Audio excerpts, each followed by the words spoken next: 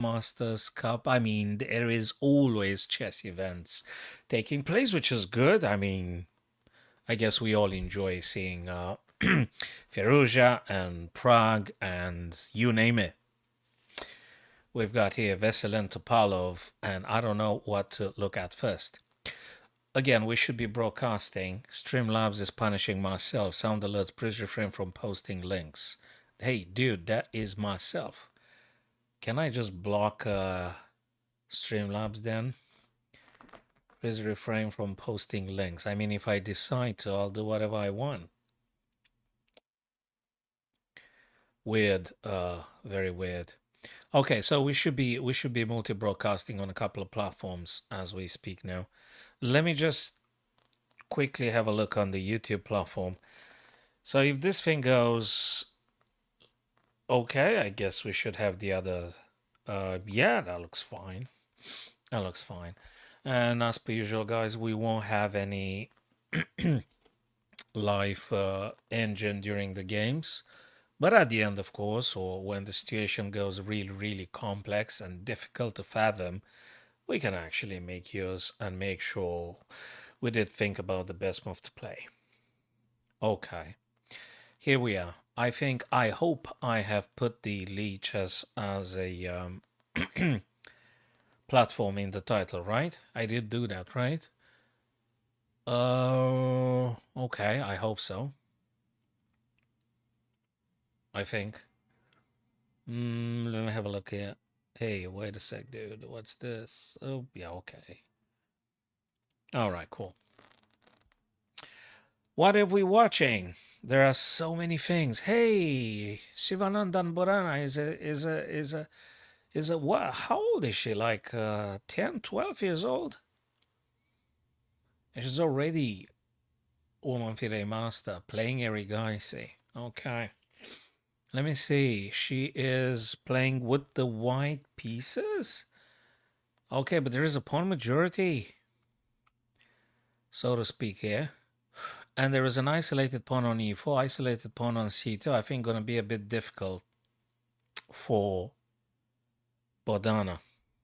So where do these guys play? They play at a hotel, Langham Hotel. What's? Oh, sorry, I think I read on a format or something. What's the name of that hotel?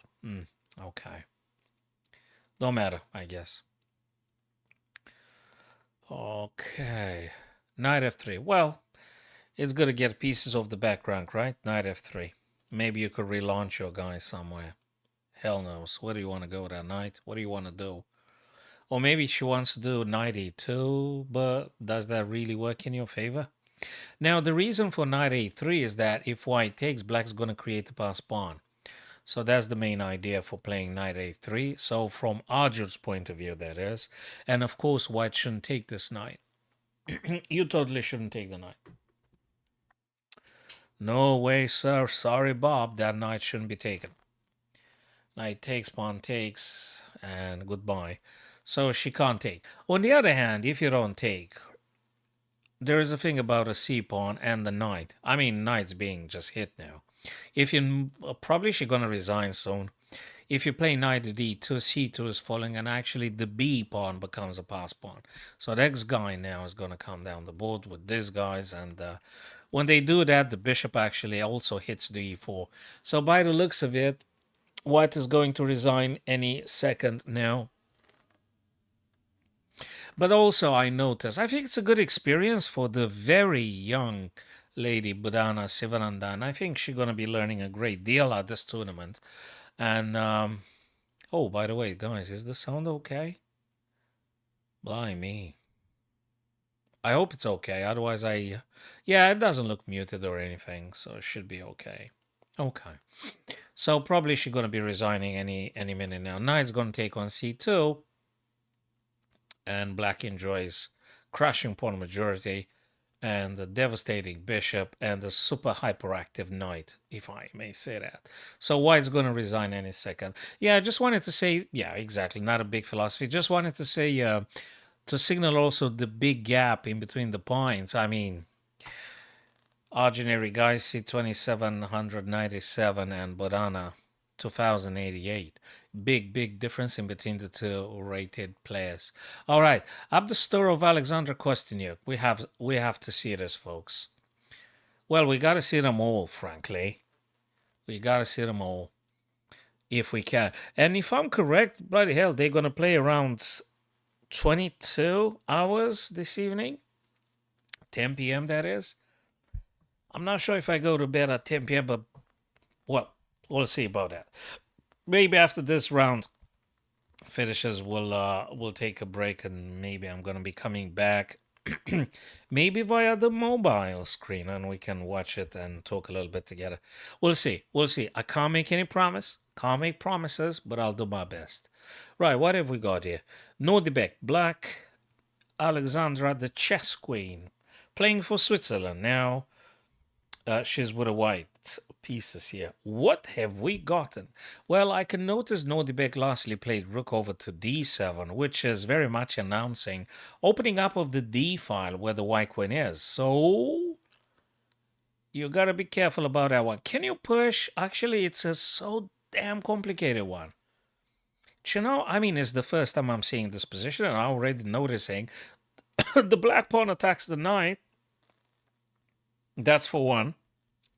But at the same time, I can't help but asking myself, is white in a position to actually push this pawn forwards? Or would you push this pawn forwards? Sorry, it's just the first contact with the complexity of this position. Again, I'm not making no use of any engine and stuff now. I'm just simply watching things, contemplating, and discussing with you, my dearest friends. So, what do you think about e6? Which, by the way, it's a sort of an attacking move, isn't it? It's kind of an attacking move. You might be able to win a tempo and move the queen away from the d file. If black, say, takes, you're going to take back with check. And they have to block with whatever they got to block with. And then you might be able to jump with the knight in, where the queen was, so to speak. Is that playable? Is that playable, I wonder? Let me know your human thoughts. Why did I say that? I mean, that's a weird stuff to say.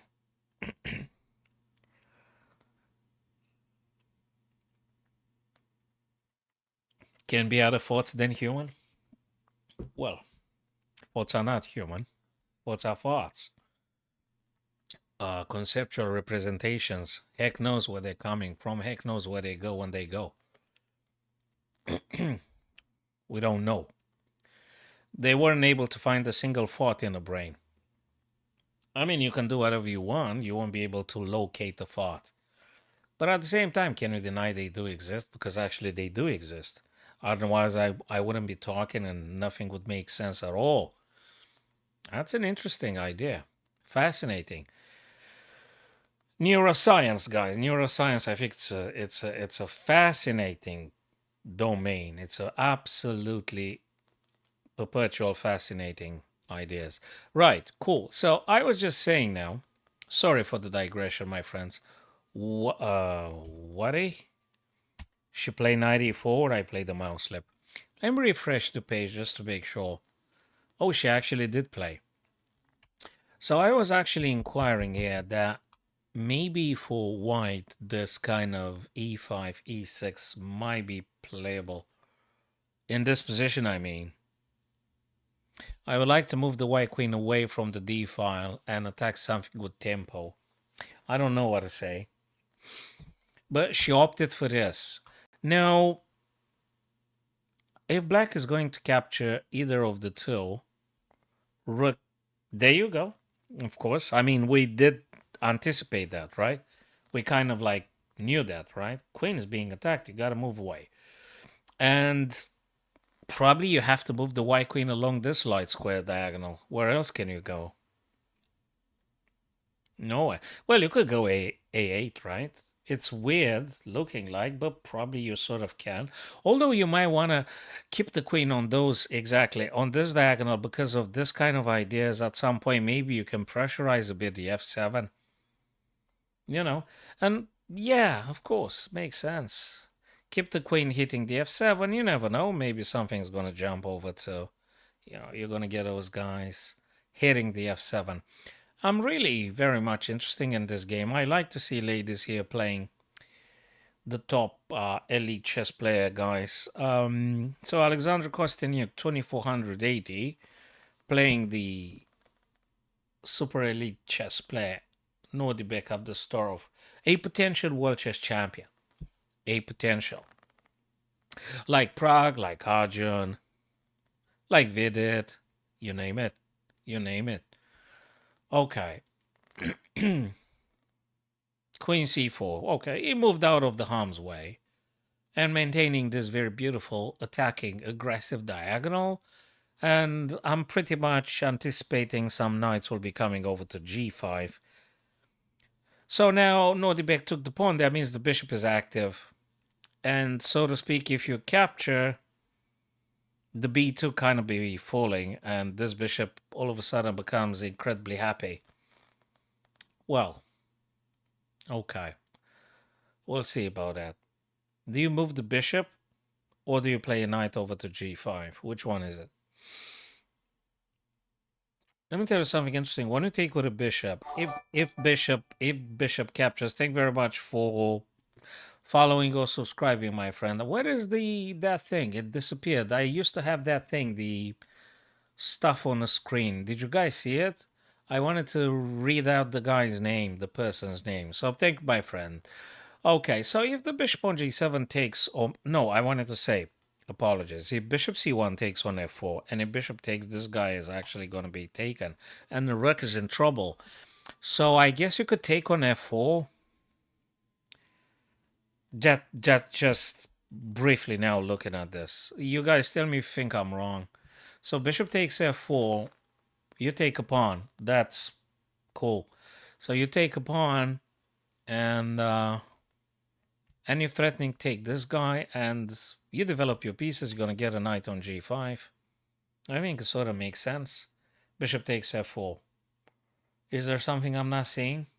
I mean, probably it is. It's important to get bishop out and connect your rooks, though.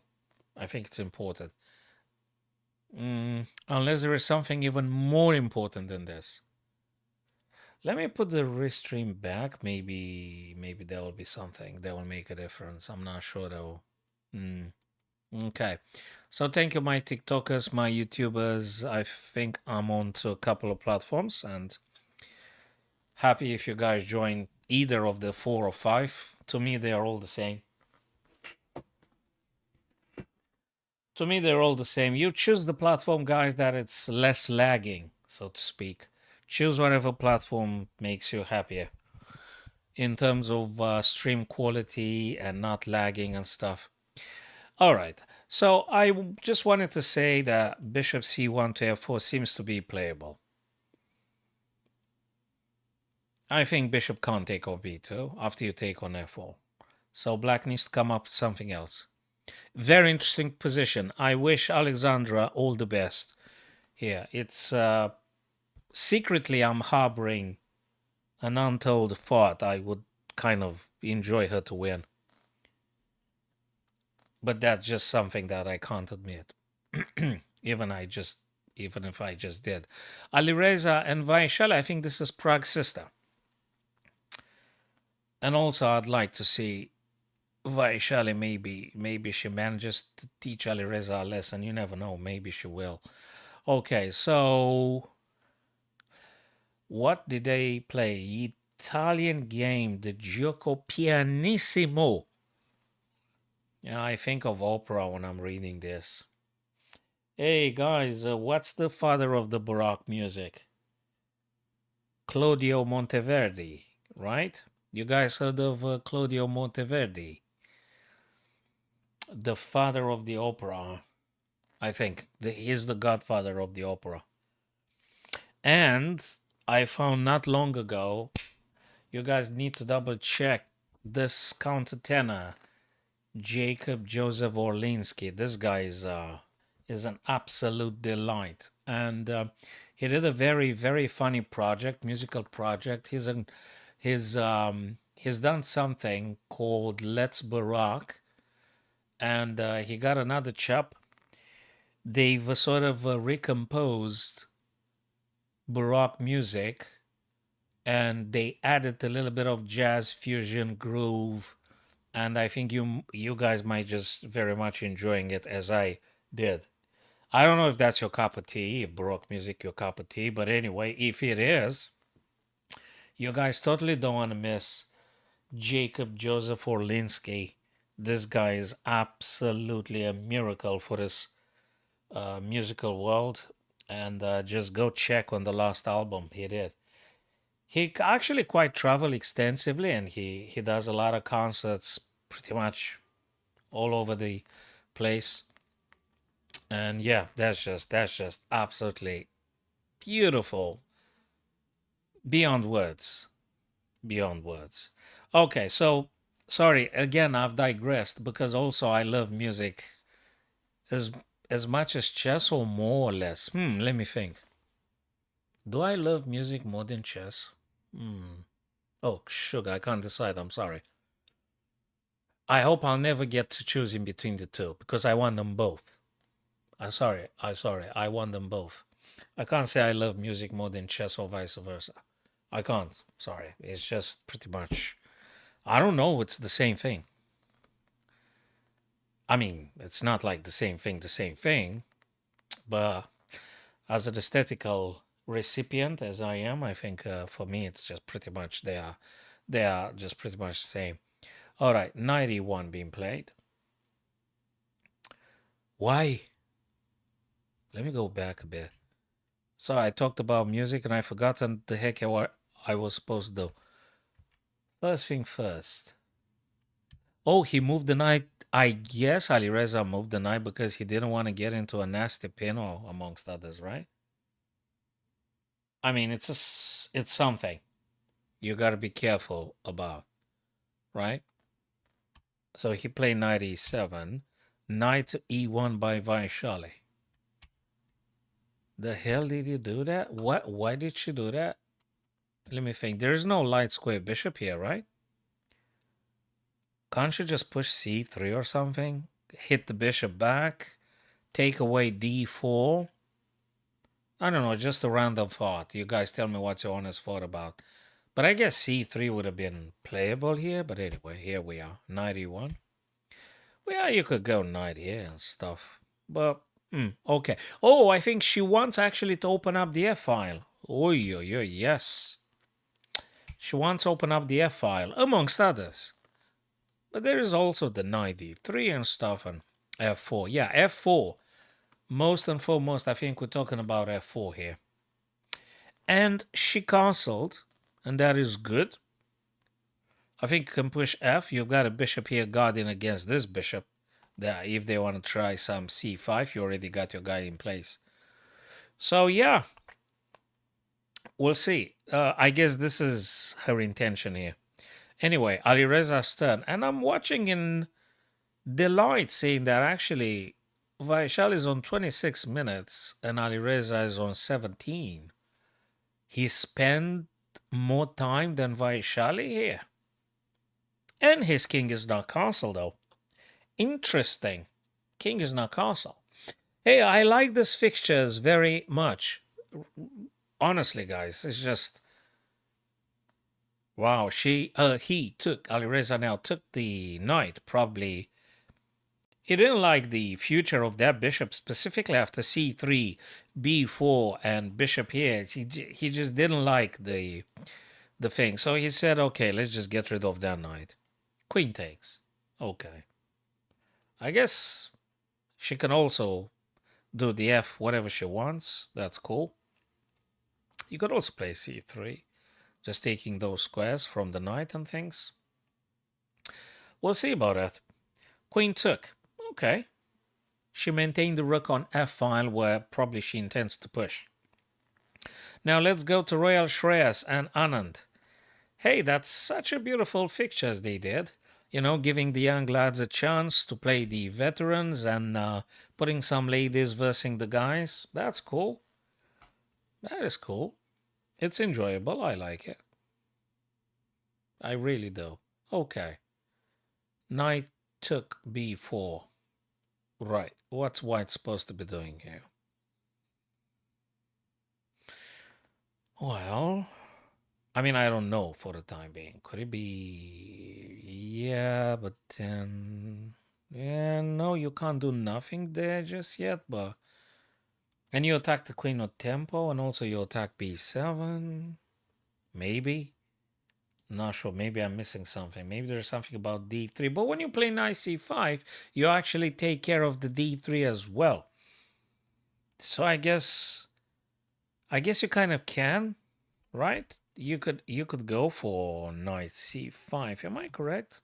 Knight c5 attacks the queen, looks after the d3. Okay, she played differently. She didn't attack the queen, but she still played knight d6, shutting off the rook and attacking b7. Okay, I think that's cool. Guys, I hope the sound is okay, man. It says microphone. Yeah, looks like the green bar just going nice and cool. Oh, yeah, now I can see it on the restream thing. Mr. Just for Fun had subscribed. That is cool. All right, cheers, pal. I appreciate. Thank you very much. Don't forget check the latest YouTube video I've uploaded, guys, on the opposite color bishops in the endgame. Whenever you got time, at your convenience.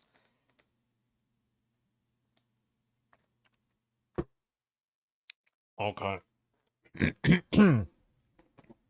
Boy, they barely finished. You know, Ali Reza and Arjun and Prague and Maksudlu and MVL and Sindarov Javokir and Vaishali and Alexandra, they just finished and Virid. They just finished the Global Chess League, like just what 48 hours ago or something.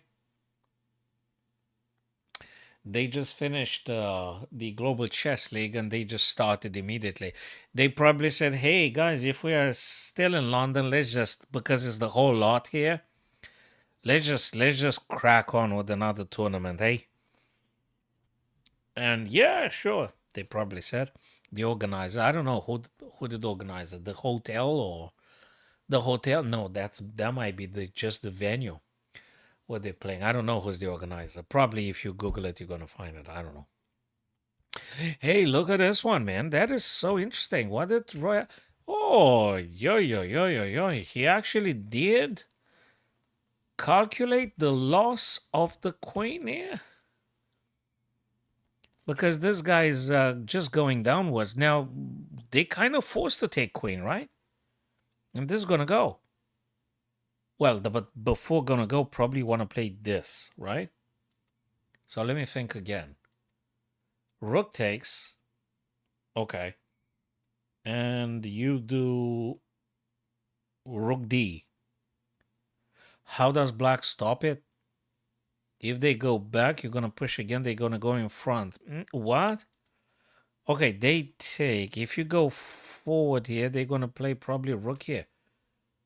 Okay, this is just not clear. The heck is going on here? Okay, fine. But rook d2. Exactly. How? Jesus Christ, is that a checkmate, man? Are you serious? Gee, man, this guy is, the hell? He calculated the whole damn thing. Oh, this is just beautiful, man. Now, what does he do? Do you take with the rook or do you take with the bishop? This is beautiful.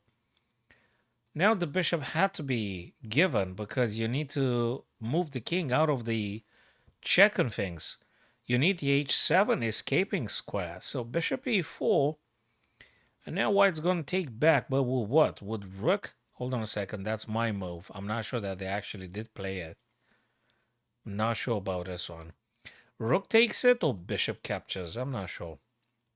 Let's take them one by one. You take with the rook, you're practically forcing this, right? But when you take with the rook, they're going to take your pawn. Then rook's going to play check, king going to go h7. You're going to play bishop e4 check. They're going to play this guy. Yeah, I guess you can play this. And then you're going to get the rook over to e7, right? I guess you're going to play this. I guess you can play this.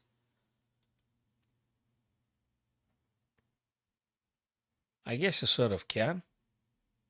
So this guys play until the 18th of October. I don't know what that hotel is. I mean, can the public just move around, get there and things? So they play until Friday, including. Okay. That's cool. Well, we're going to see the games online regardless.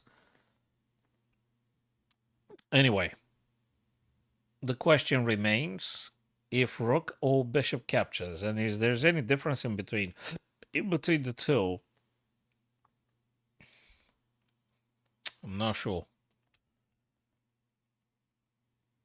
I feel like rook should take.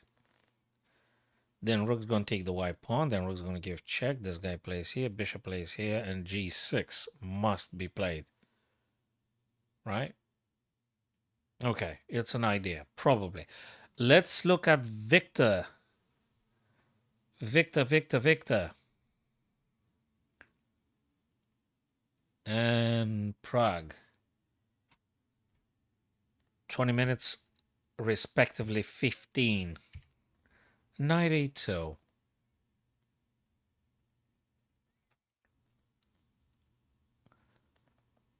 Because probably they want to relocate the knight. Playing it on f4, some pressure here.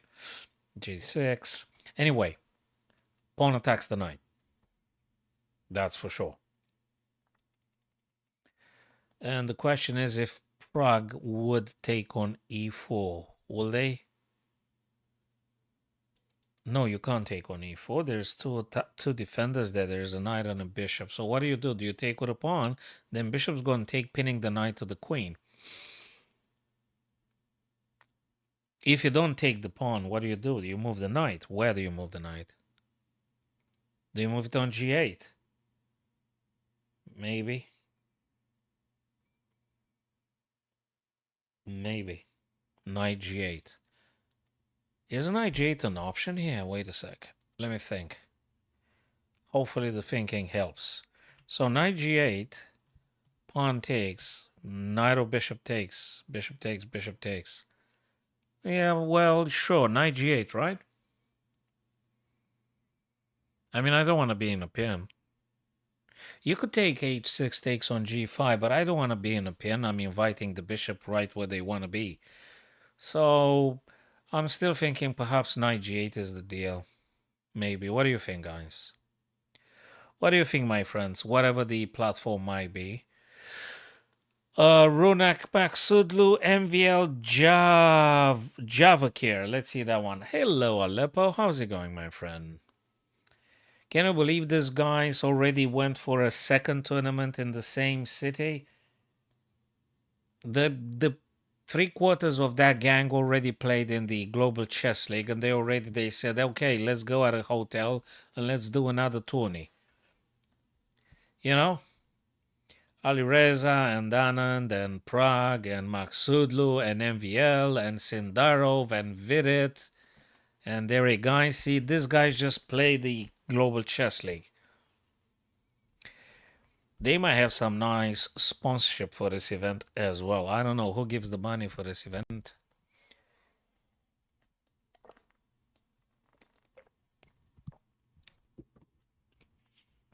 Okay, doke. What have we got here?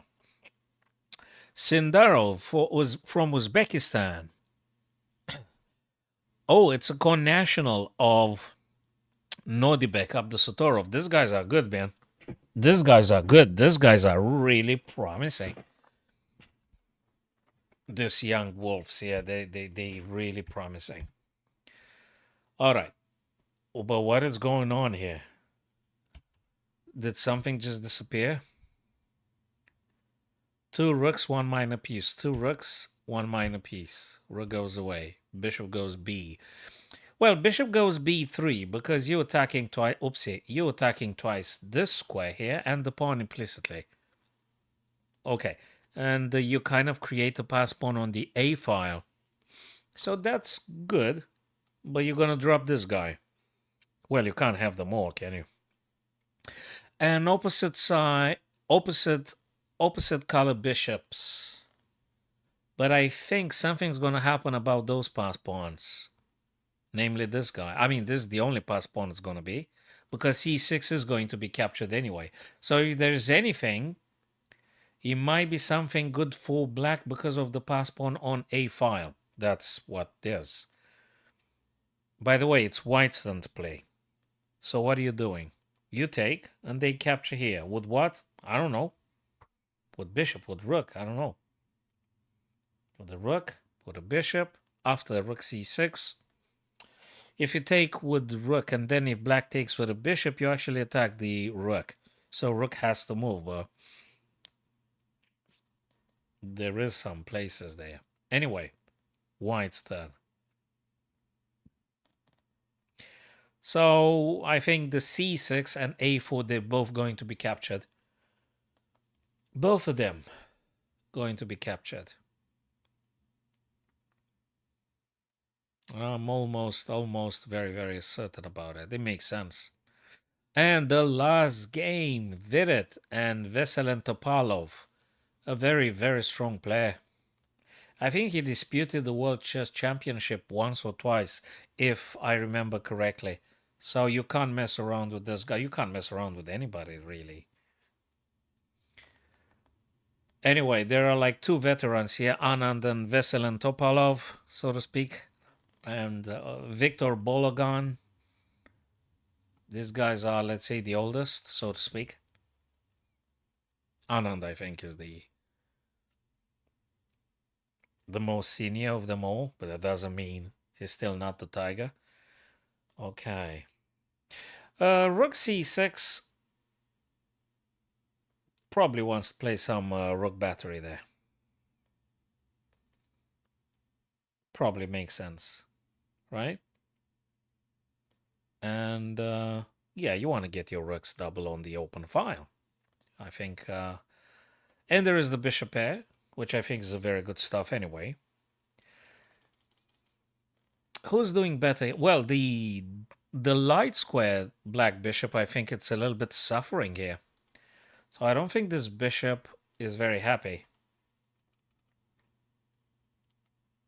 I'm not sure what this bishop, which is a big pawn for the time being. What does that bishop do? It's not a very happy bishop. What I can think of for Veselin Topalov here, I think knight can jump into f5. And, you know, attack your bishop. Attack the bishop, the g3 bishop, I guess. Rook's gonna come rook a c8. Knight to f5.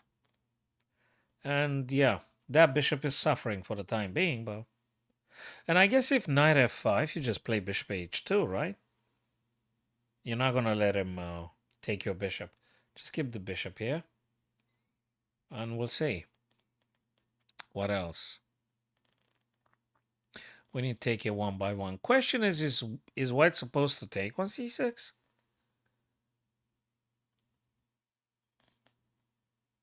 I don't know.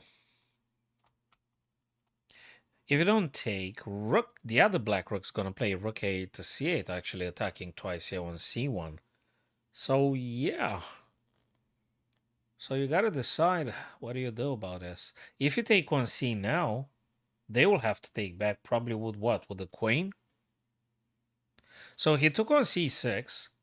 He didn't want to wait for black to double up on things, so he took. Okay.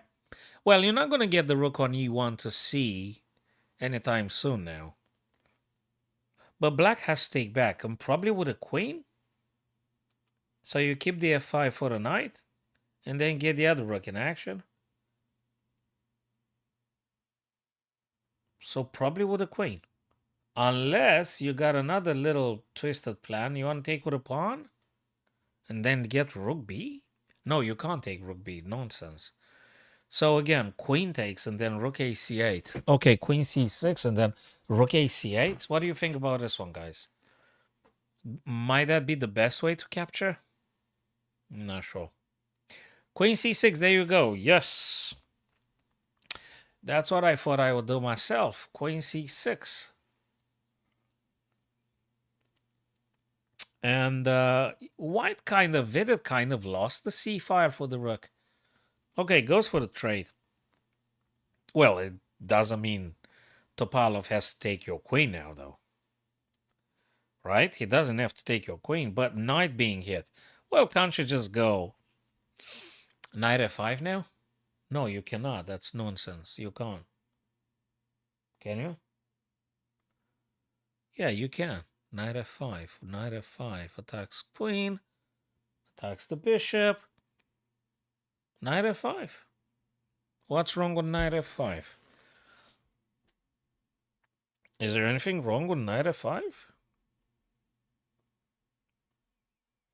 I don't think so. I think it's good. I like it. Knight f5. And then if queen takes c6, you're going to take back with what? With a bishop, I guess. So knight f5, queen takes, bishop captures, right? Yes, Aleppo. Yes, knight f5. Totally knight f5. Yeah. It feels like a very normal way to continue here. So I agree exactly like yourself. I think knight f5 makes a lot of sense.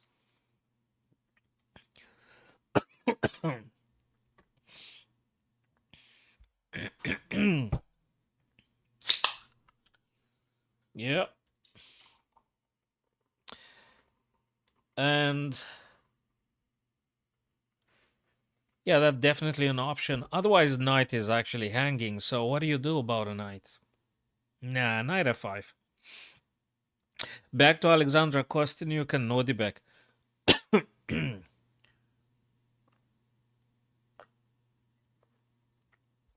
This is a very wild game. 6 minutes for Alexandra.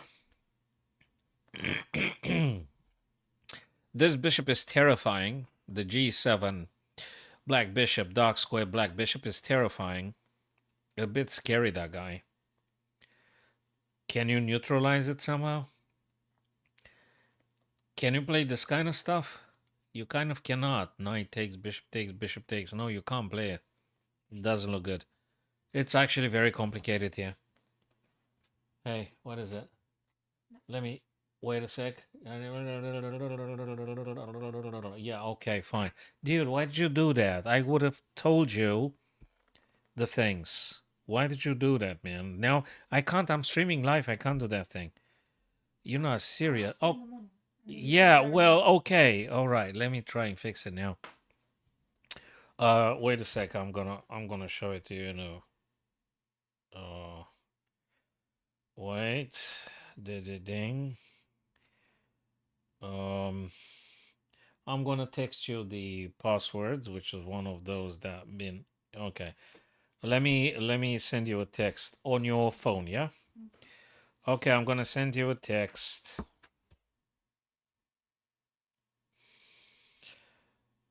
Okay. I sent you a text with the pass key for that thing. Right. Oh boy, bishop g7, knight to d2.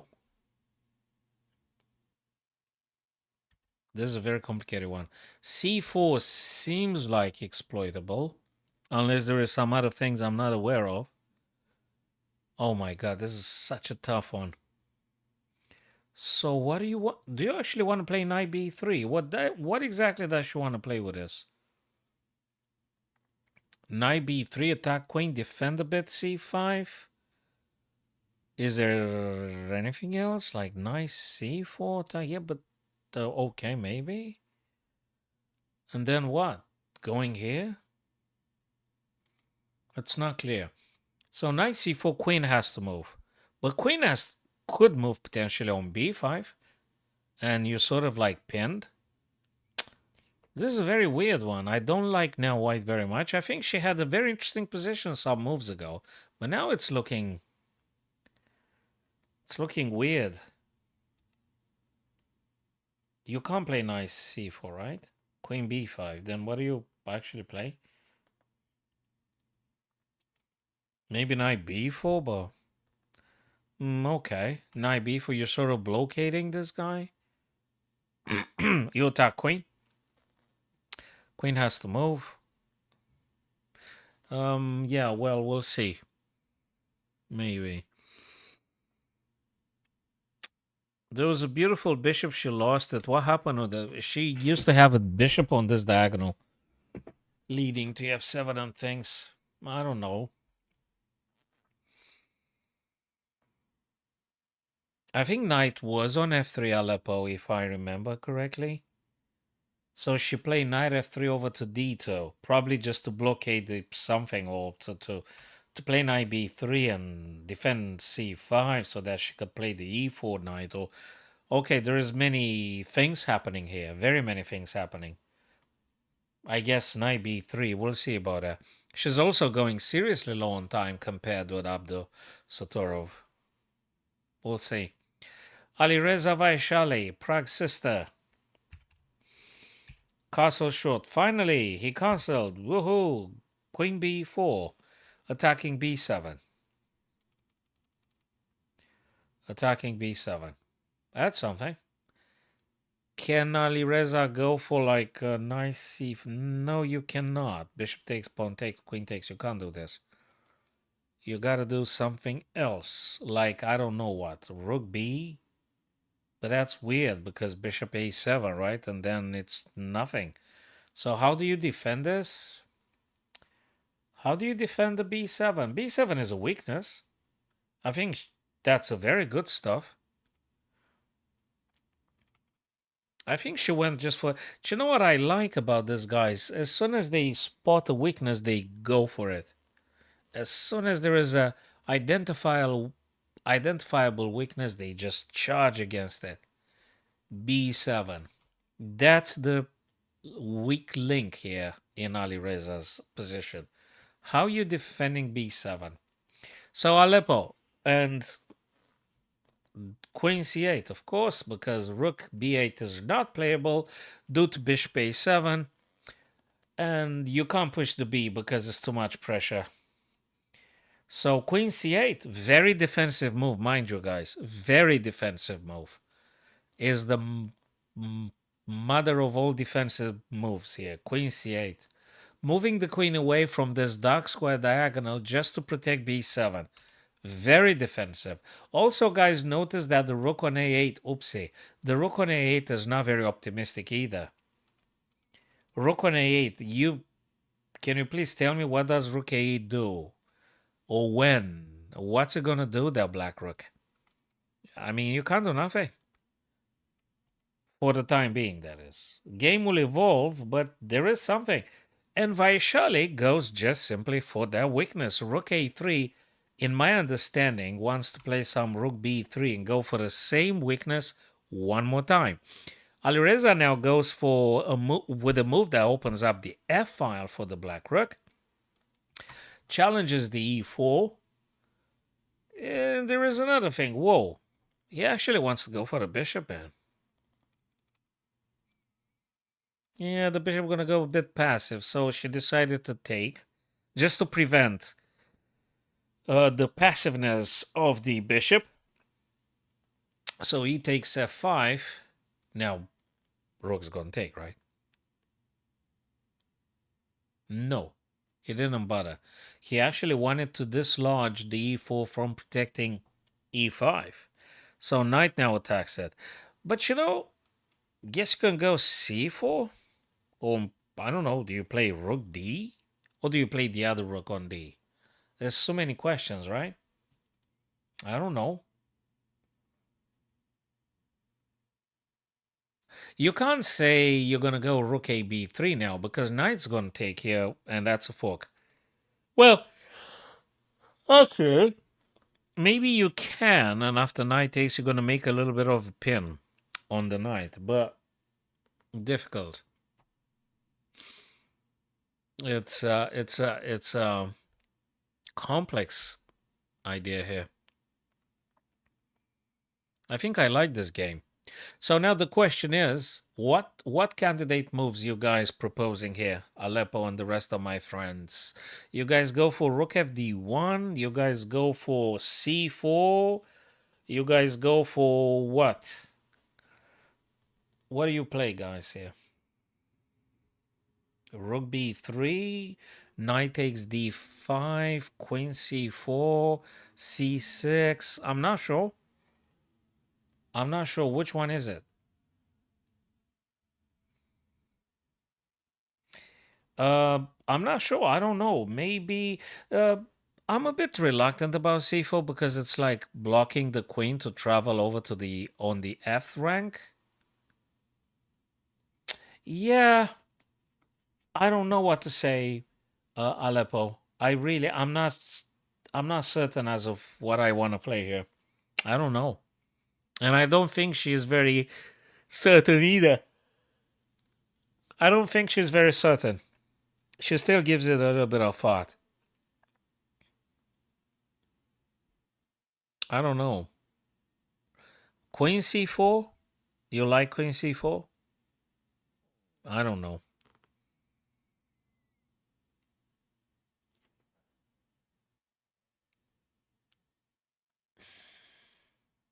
Queen c4. Nah, you keep an eye on b7. That's quite important. So, yeah, maybe c4 after all, but I don't know. If you don't want to play the rook f to d, probably it's because you want to push f2 to f4 and you want to keep the rook on the f file, where probably queen would get there at some point. If you do f4, Aleppo, I think knight's gonna probably play d5. And when you try to attack them and pin them, they're gonna react with they gonna play c6, and then you're gonna have to move the bishop. Actually, it's not very easy. This I don't know. No, c4. She went for c4. That makes a lot of sense. Do you know what I think it's good about c4? You keep the queen still attacking b7. You're preparing yourself getting the rook over to b3, so you have double battery. You know, you go to the old plan. D5 is nicely secured. You don't have a problem. Queen can't really take the pawn because b7 is hanging. Actually, this is a thing. And I think this is quite nice. From White's point of view, I think it's very, very playable. Let me count the pawns. 4, 4, 8, 4, 3, 7. And I think this bishop is good to having that bishop. I'm not sure if it's better than the knight, but I think I like it. I like c4. You maintaining your attacks and things. That's cool. I like it. Definitely a game to keep an eye of. So, guys, for those of you that will be really, really keen, I think there is another round happening today, guys. There is another round taking place, and I guess the GMT time. You can check your local times on the respective platform. They're going to be playing again 10 p.m. GMT time, and you could check all your own local times. Anand is white 44, 44. I think you do get half an hour after the threshold of 40 move being reached. Okay. What is this? Queen F attacking bishop. Can you take with F? Well, bishop is sort of attacked now. King moved away from the pin, so you have to decide what you do with the bishop. And my 2 cents would be just take the f7. Oops, take the f7. And then you have to deal with the Anand pass pawns. Bishop c4, he didn't take bishop c4, he didn't take f7. Interestingly, this is a complicated one. This is a pass pawn. This is important. Very important. Another difficult game. That is very nice. So wishing you all the best and enjoy the fact of being and celebrating with family. That's awesome. Aleppo. Thank you for stopping by this evening, man. Happy Thanksgiving. Happy Thanksgiving, my friend. Appreciate your stop by. Okay.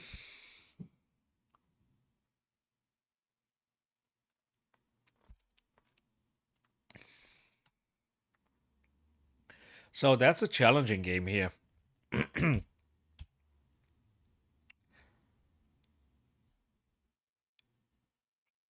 Those guys are scary, those topaz pawns. Look, all black pawns are disconnected, but he got two extras. All black pawns are isolated pawn islands, all of them. But interestingly, they are very dangerous. Is white going to be able to stopping them all? I mean, I'm looking at the A pawn. I'm going to put some blue paint. I'm looking at the A pawn and C pawn. I think these are the main problems for white. Those two passed pawns. Cheers, mate. That's okay. That's fine. So I think the A and the C, yeah. These are the troublemakers here for white. Let's say the F and the H will be sort of stopped, right? Because you got two pawns. And white bishop is not that much trapped, I think, because you've got the f7 always, right? So you've got f7. You can always do something about it if you want.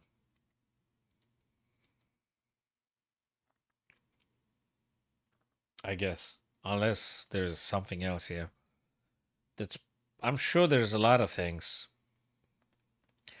There's a lot of tacticalities, but broadly I think white has an issue with the A and the C. Going to Victor. Victor B and Prague R. Let's say Victor. Prague. What did he play? Knight HC. No, that's white. Victor, knight E2. Prague's turn. 5 minutes. Whoa, these guys are on move number 22. If they want the half an hour, they need to reach move number 40. Yeah, right. When on earth are you going to play 18 moves now? Like when? In a span of 5 minutes? You're going to play 18 accurate moves? Okay, let's see how that happens. I'm curious. I don't know what to say about this crazy position. Uh, this is so damn complicated, this position here. What I'm noticing is that this pawn can't really be captured because of there is a battery here that will just simply take the material on h6 the knight and things. So this pawn, I don't think it's touchable just now. Feels weird to take with the rook. It just feels weird. I don't know. It just feels a bit weird to take with the rook. So probably that's not going to happen. It could be this move, maybe? Knight f7, I mean? Maybe knight f7. Maybe. It's quite a delicate balance here. I'm not sure yet. That springs to mind. If you're having some candidate moves, guys, feel free to communicate them. Happy to be listening. Hey, I've got a few friends on TikTok now that came. Thank you very much for stopping by, my friends. That is cool. Whatever the platform might be. For me, all the platforms are the same. I'm not ecstatic about none of them. Okay. MVL and the very young player. I think this guy is super young. I mean, I'm 47. When I'm saying super young, I think not even in his 20s, right? Javokir Sindarov. Apologies for mispronunciation. It's the connational of Nordibek Abdusatorov. That is an interesting one. Let's see. But there is a little tiny pass pawn here. Again. Pass pawns. And the rook is behind the pass pawn. You know that chess principle, guys. Try to keep your rook behind the pass pawns. There you are. It's on a pass pawn. It's a pass pawn on the c file, and the rook is there. And you can't attack the rook with the dark square white bishop. You can never attack it. And you know what else is good about white? Sorry, black. Some other good stuff about black is that black can attempt to attack those guys because they are on light squares. So what can I say? Gonna be tough. And if you really want to be mean, you could just put his bishop here, leave it there forever. Well, not forever, but I don't think that's the greatest plan ever. I don't think it's the greatest plan ever. You want to push this guy down the board. But I don't know if the bishop should go, for instance, e6, or the bishop should go f1. So what do you think, guys? Should the black bishop, the light square black bishop, should go f1 or e6? Where would you move that bishop? Would you move it here, e6, or would you play f1? Where would you move the bishop? Good question. Hey, I've got a new follower on TikTok following this live stream. Fabulous. Thank you very much. Okay, what did happen here? Black went for exchange. A pass pawn is a pass pawn, though. You need to simplify. Rook a7, bishop to c4, king to h6. Oh boy, you've got to be very careful about not playing the black rook away from the back rank because, sorry, you're just going to get back rank checkmated. So the black rook has to stay pretty much where it currently is. I guess also Javakir wants to play this kind of stuff. Just dismantle things a little bit here. This is not over. The bishop keeps an eye a little bit on those dark squares. Okay. Black rook has to stay on the first rank because if you, I don't know, if you try to calm down, gonna be some checkmates. So it's a delicate thing. I think it's fascinating. It's interesting. They still got like 35 minutes and 28 respectively. It's a lot of time. Bishop e6. Okay. Okay. Bishop e6, my friends, I think makes space for clears the way for the passed black pawn. You know, you just want to push that guy down the board. That's the only thing you have. And bishop e6 does another thing. Not just that moves away from the black pawn's trajectory, so to speak, but keeps an eye on this light squares as well. I mean, you can't just do g4 now, because h takes, this guy takes, and you take again. So bishop e6 is a little bit of a multi-purpose idea, defensive and offensive. Depends how you want to play with the words. So bishop e6 clears the way for the pass pawn and keeps an eye on those light squares on the king side. By the looks of it, I think MVL should be probably winning. You leave the rook on c8, it won't be attacked. There is no extra pressure that white might be generating here. If you guys think differently, please tell me, or if you have some amendments, please do this and communicate to everybody else about what I am missing. So I think MVL probably will win this. I say probably because you can't have certainty. Hey, Drunk Chess, good to see you. Tell me, what am I missing? If black is keeping the rook on the c8 and pushes the pass pawn, what's wrong about this plan?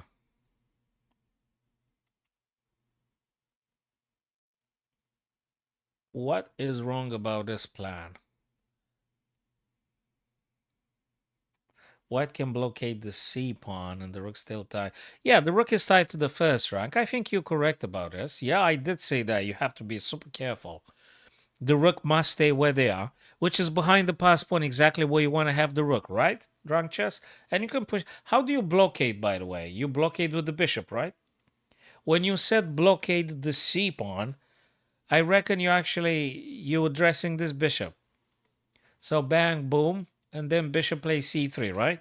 That's how you mean about the blockading. Okay, cool. Fine. I understand. Not easy, I'll give you that. It's not easy. Not easy. But let me think. Bang, bang. Bishop blocks. Hey, you got a point, yeah. uh, yeah. Actually, you do have a point.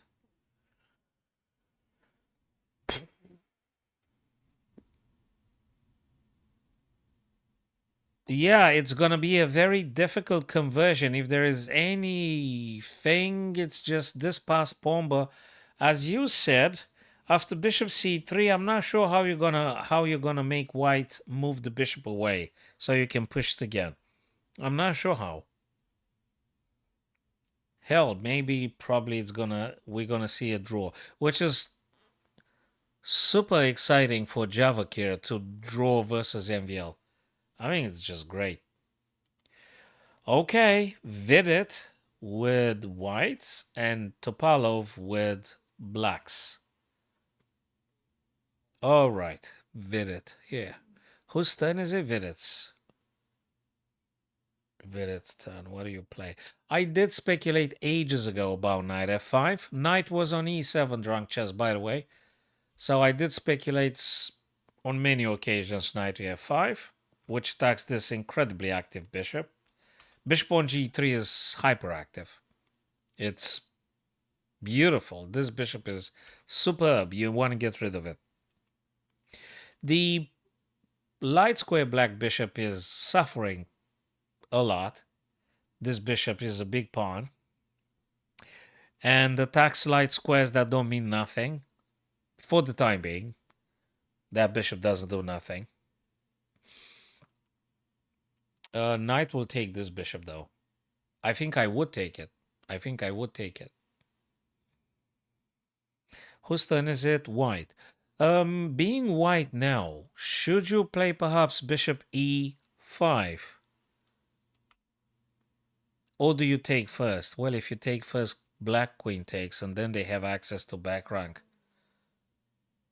And they attack b2 and things. I don't know what to say. I don't know what to say. It's a delicate one. Look at this move. Let me refresh the page. This is superb. It's deflecting the queen from defending the black rook. So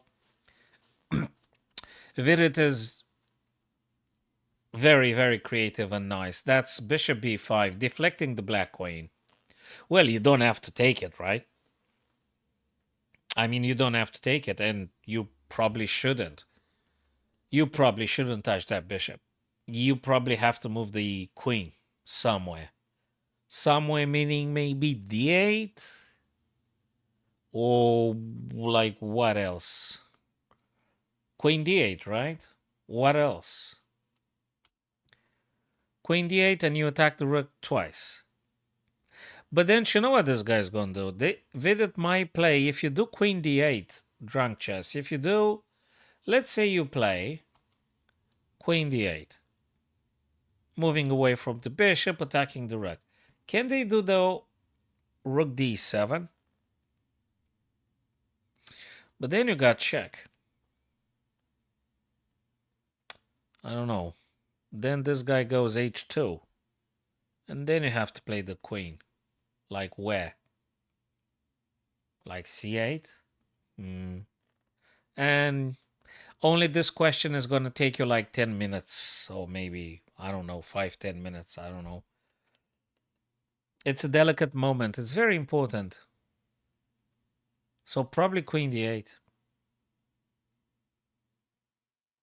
Probably queen d8. Unless there's another craziness. Queen takes. No. This guy takes with tempo. You're dead. You're finished. No. Queen d8. Queen d8, queen d8. Totally. Thank you, Juna, for following. Cheers, appreciate for following, my friends. My TikTok friends. And I don't mind if you guys want to subscribe to the other channels, namely YouTube. Totally don't mind at all.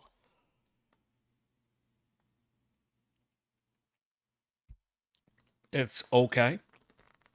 So I guess Queen D8 my candidate move. And we'll come back. Okay. Abdu kind of won the position. Let me see the last of it. Let me see the latest things. Okay. Oh, man. Two minor pieces and two rooks. Yeah, game is over because there's a pass pawn and there is a bishop killing all. And probably there is a rook battery unstoppable. And yeah, I think that's the thing. And the white rooks do not have access to the back rank yet. And I guess after the rook c2, Abdu's intention... Well, you can't play rook now, right? Because there is a bishop, but... Wait a minute, do they want to come here? Oh, what else? Let me see. I don't know. Drunk Chess, let me tell you something. This was a very, very difficult tactical game. It was absolutely insane. I mean, look at his position here. So I went back in time, conceptually speaking, because we're still in the present moment. You can't go back in time. It's impossible. And even if you could, it will still be now. And look at this one. Look at the eval gauge. And let me try and understand Alexandra's intent with this. Okay, I think she played a4 to a5 in an attempt to stopping Abdu connecting the black pawns. The a pawn to protect b4. I think that's the reason she decided to go a5. But probably it's not the move that addresses the most stringent priority here. So this one... all of a sudden gives Abdu a great gift. So she fought like 2-3 minutes for this. What is Kostyuk supposed to play here now? If a5 is a disaster, because Abdu just took on b2, and yeah, it just doesn't look very good. Was she supposed to? Was she supposed to play rook b1? Just asking for a friend. Or was she supposed to go c3? Let me see. c3. Takes and takes. So Drancha c3, yeah. c3, c3, c3. Let's see what the Almighty says. Yeah, the Almighty says c3. Yeah, king h1 is not a human-like move. I mean, yeah, probably, yeah, well, it's not a move a human would do very easily, I guess. c3 makes sense, though. I totally understand c3. I do. You play c3, you stop the bishop, pawn takes, right? And after you take again, you defend the d4 against any knight or bishop launching themselves via d4. So yeah, c3, I think it's playable. She made a mistake here because now Abdu took on b2 and things go spiraling down. That's it. She lost it here, so to speak. Fatigue, stress, and that's it. Let's see Firuja, Alireza, and Praxista, Vaishali, Ramesh Babu.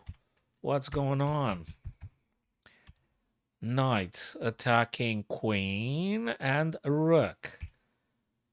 Rook moved to safety. Queen is defended. Queen takes. Rook takes. This game is still happening, folks. e4 attacking the rook. Rook to d2. Move the rook to safety. Knight has to be saved. Sort of attacking the bishop. Rook goes over to b to defend b3 against the rook, threatening to capture. Knight now took... Actually, he didn't remove the bishop. I thought that he want to go for the bishop. Okay, he wants to make sure he got a pawn majority. He grabbed the pawn and he got a pawn majority here. Those guys are on light squares, by the way. And this guy is on light square too. And knight's going to go on light square again. So it's not attackable by the bishop. It's worth noting that. And there is another thing. If white goes for something like g3, I think knight goes on an ideal outpost, knight f3. Which I think you don't want to do that. So white didn't even bother. She didn't bother about g3. She pushed the pawn. And I think I know why. And I think you probably guys know this as well. It's not impossible for white to win. Am I correct, Drunk Chess? And all of you, my friends. Because Vaishali simply wants to push again. And black can't stop her. She's going to push this guy again. Threatening to, well, you can't really take because it's a bit tied, right, by the rook. But if black were to capture, you're going to take back and you have pawn majority. Or maybe you're going to take with the rook. Blimey. Rook takes, and then you just winning, man. Do you push b5 or do you do something about this bishop? Like, you can't do that, can you? I don't know. I got to think. Where do you go? I think it's time to push the pawn, man. You don't necessarily have to take. If bishop captures and pawn takes, maybe you're going to push again. Oh, this is getting interesting now. This is getting interesting. 426, 336. Drunk Chess, do you think that maybe white has his chances to win against Alireza, which would be a hell of a performance from Vaishali? Do you think white is faring a little bit better here than black? Like tiny little edge? You think, Drunk Chess? I think the biggest secret here, which is not that much of a secret, but it's a little bit big, is actually the b4 to b5. I think this is the move we're looking at. Let me refresh the page. She got 23 minutes. Again, I secretly hope that she wins this game.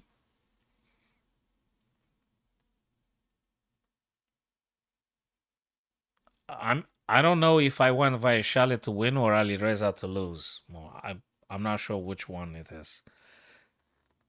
But anyway, I think it's a bit of an edge for white. There you go. Yes. Yes. Dude, if a grandmaster goes for the idea we've debated ourselves with our, let's say, sometimes average chess understanding, it means we are on the right path. We are on the track. That's it. b5 indeed. b5 indeed. This is something. Let me tell you something. This guy is actually not pinned at all. Could you just take the pawn? If black takes, you're going to push again. How exactly are you going to stop the promotion? You cannot, man. You just take on a6, for Christ's sake. It doesn't even matter. Let me tell you something, Dranches. You tell me in all honesty. I think Vaishali is going to do something this evening. I think she might make Alireza cry a little bit. She going to take on a6, giving up on the rook, man. It don't matter because you're going to promote. Oh, my God. Look at this, man. Whoa. I think I'm going to open up another can of drink, like energy-based caffeine drink. Not some other stuff, you know.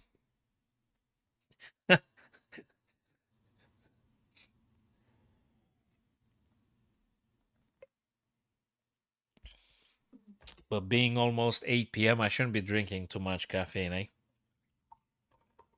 And who's going to sleep tonight, eh? I'm going to do Zazen half the night, staring at the wall, hoping to get a revelation. I don't even know what that means. So, b5 is that heck of a move. Whoa, that's a mouse slip. He didn't actually play it. But definitely white should be contemplating to capture a6. Blackstone. So let's take it one by one. It's Blackstone. Whoa. Again, this is a. It's just mouse slip after mouse slip after mouse slip. It's good I'm not playing in an official tourney because I would have quit rage after this two mouse slips that just happened. I just quit. I just quit in rage.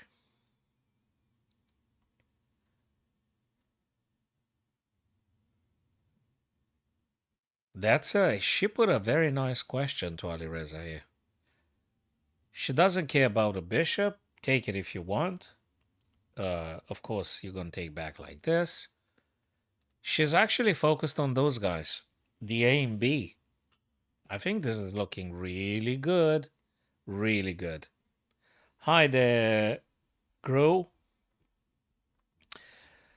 Good stuff, guys. And another round is bound to happen 10 p.m. GMT and I don't know your local times. This guy's going to be playing more. Good for the chess community, so to speak. Nice to have sponsorship. You see, you have sponsorship, you do the best of the best tourneys all the time.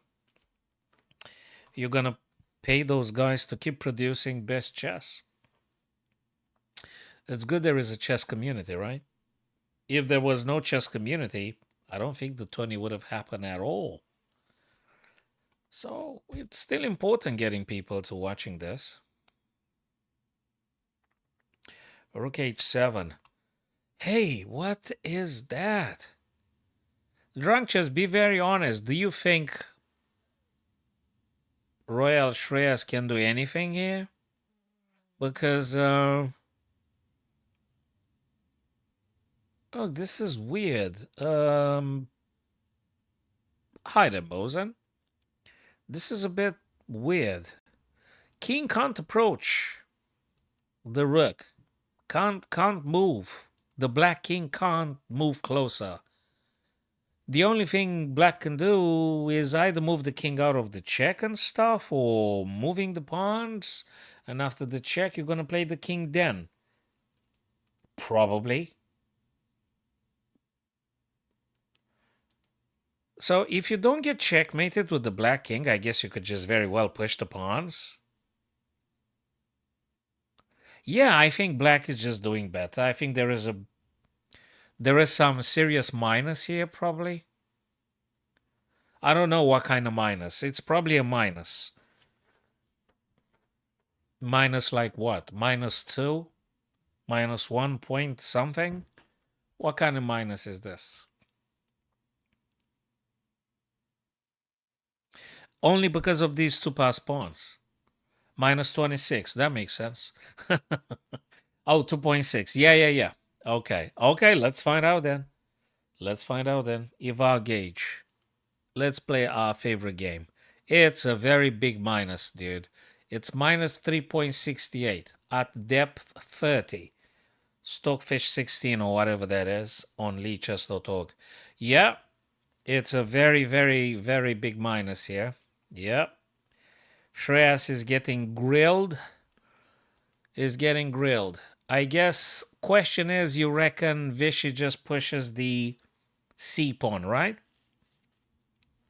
I don't know what's the best move for black, but I guess you just push the pawn and you just keep pushing the pawn, I guess. You just keep pushing those guys. Right? Probably.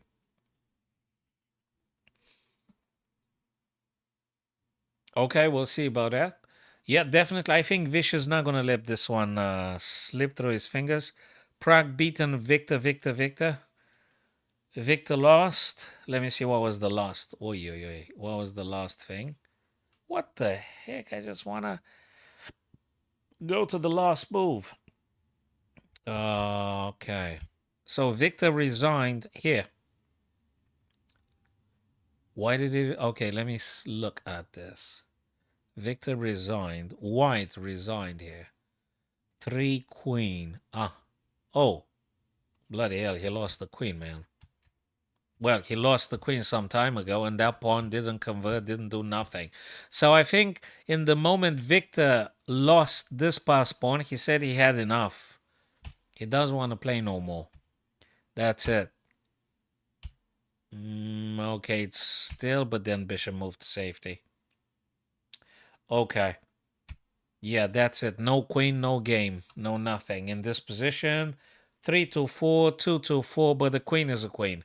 And black still enjoys the bishop pair, so still has the bishop pair and the queen. Queen is a queen, though. And yeah, okay. And this bishop just cuts through all the light squares. So the bishop is very happy on the light squares. And this guy is strong. The bishop is strong. Knight is not that strong, but anyway. Yeah, without the queen. He didn't want to suffer for 1 hour in the absence of the queen. So he said enough. Okay, MVL Javokir. MVL and the Uzbek, very young Uzbek player, Javokir. Yeah, that was the position that Drunk just said it's not very easy to capitalize on anything, even if you have a pass pawn. Because black has to constantly be aware of the back rank. If the rook ever leaves the back rank, there is an immediate checkmate. So rook has to stay on the 8th rank, and you can push this guy, but that would be it, because you can't go further. You can't go further due to this bishop.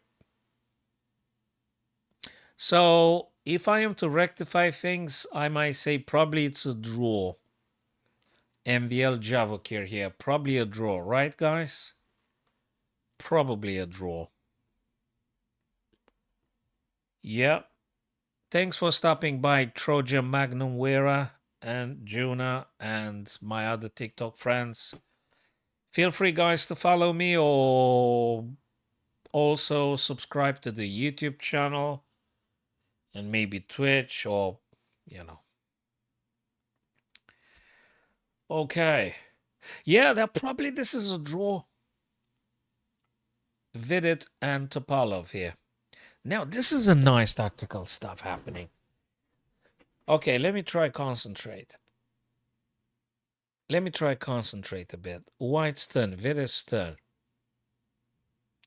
Can you play bishop e8 going for the f7? Is that actually a big weakness? I think it kind of is. Do you want to actually save your bishop? Just normal question. Would you... You know, I think actually Vidit is thinking here, do I actually save my bishop? Or do I go straight for bishop to e8? Oh yeah, he's one of the veterans. Topalov and Anand are the most senior drunk chess, if I may say that, in comparison with with the incredibly young ones. He did used to be so goddamn good. He played in the World Championship, I think, once or twice, right? I think the guy was incredibly good, very good. Yeah, in the during the 90s, early 2000s. I mean, probably we just have to Google it to remind ourselves. Yeah, he used to be incredibly strong. He used to play in a period when Peter Lecco was super active, Luc Van Velle was super active, Jan Tiemann was very active. You know, I remember the 90s when I was a very young teenager that was listening to The Doors and reading their lyrics and trying to get myself around some poetry and things. So yeah, so white now is thinking about what to do with this bishop if that bishop was to be saving, or you go simply for the f7 attack already. I so I don't know what to say. Should you maybe play bishop e5 to lure black to push the f6 a bit, weakening a bit more?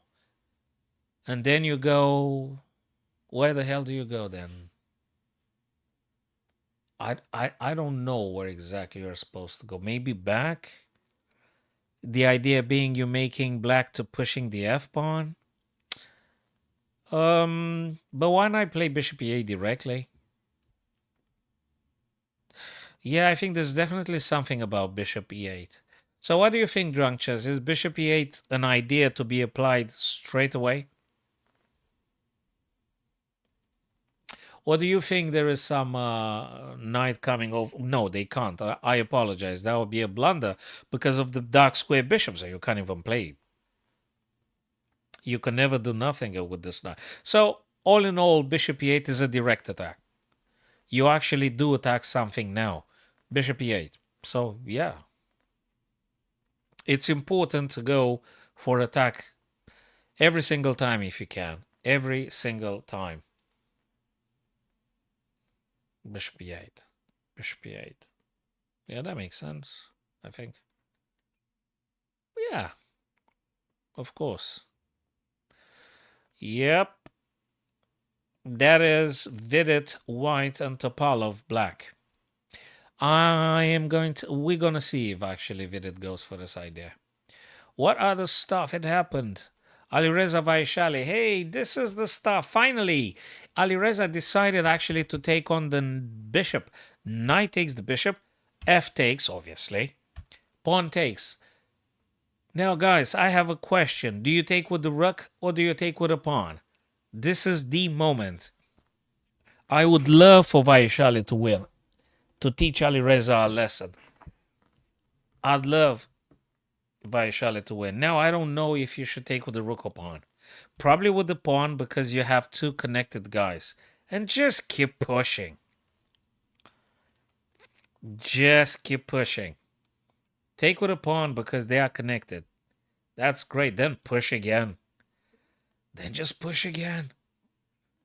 And then you could take, when the rook takes, you actually promote. So take, I think white's winning, right?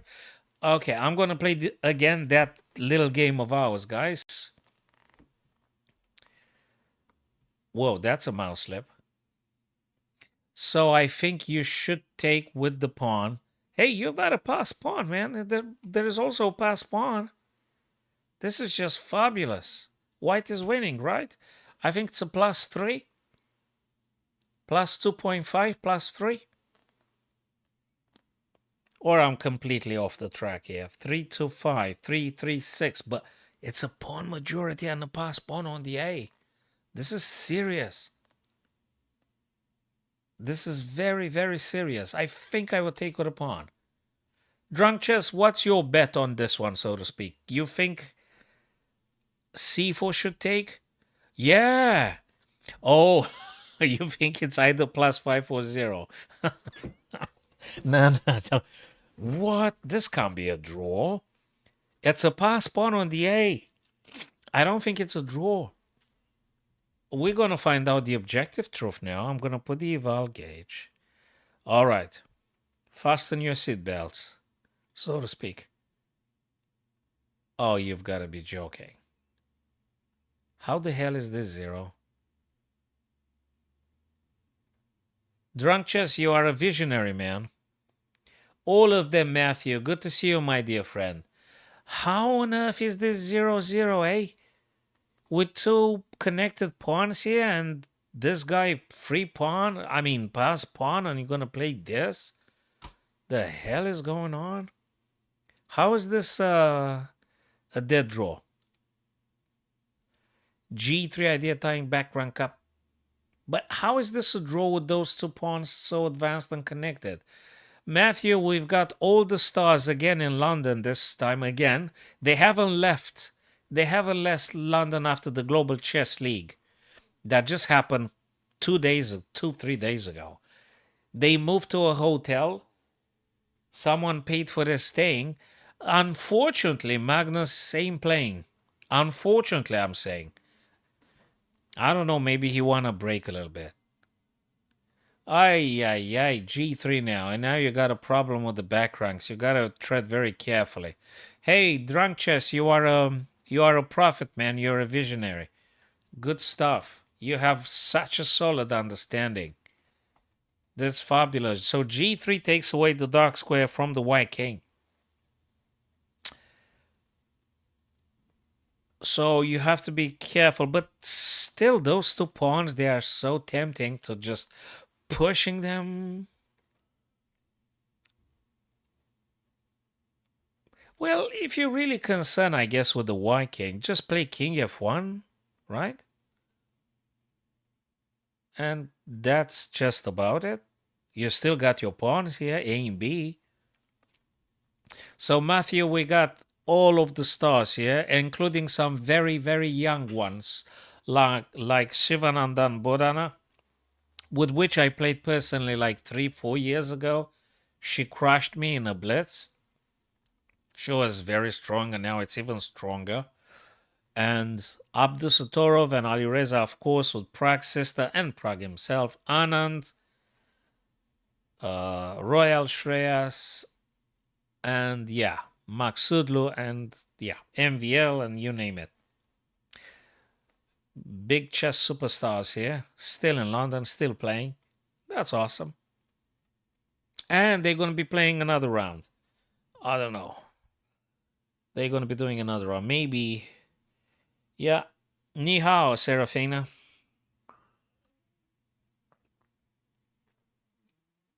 Good day to you too. How's it going?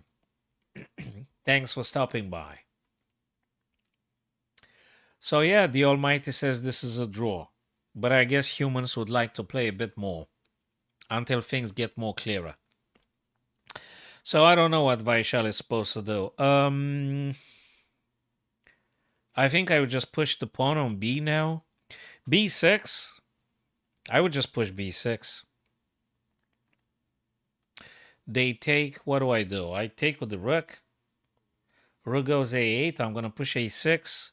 Rook goes C8 to checkmate me. I'm going to play F. I'm going to give it a chance for this. I'm going to push B6, I guess. Yeah, B6. Probably B6. Interesting. Very interesting. Royal Shreyas here and Anand. Yeah, this pass pawn is a nightmare. This guy only needs 2 steps for promoting. I notice move number 49, Royal is on 1 minute 20. Yeah, he's in deep trouble. That's the problem. The knight also attacks the bishop, so I don't know what you're playing here. Apart from just resigning, I don't know what you do. What do you do? I don't know. I mean, you could play around with some checks, but then it's just painful. I mean, I don't know what you do. You got a problem. This guy is so close to promoting. If you play rook here, then they're going to take your bishop, right? So I don't know what white's supposed to play. Probably just resign. Probably just resign. MVL Javokir. Hey, how the hell did MVL got into this? It's even, I mean, that rook was on C8 at some point, and he moved the rook from C8 over to G8 now? Okay. King F4.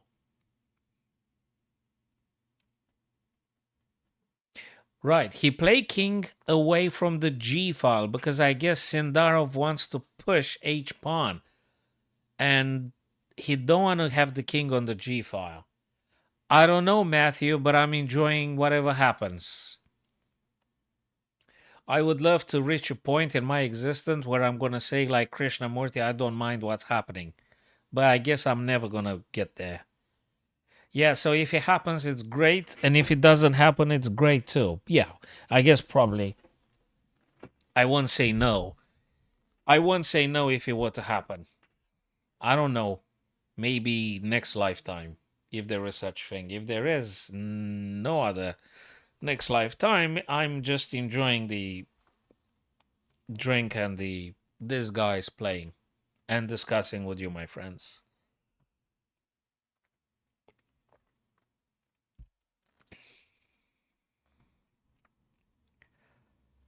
So king had moved from G in order to push H and not subjecting the king to check. Thank you, Serafina. I appreciate your generous thoughts and your presence too. Good stuff to having new friends on our chess streams. So yeah, H5 is going to happen sooner or later. Well, let's see how black. It looks like, despite the fact black is having a pass pawn, They can't really take advantage of the pass pawn. Oh, look at this move. King h6. It's very courageous. My God, getting the king in the wolf's den. I mean, what?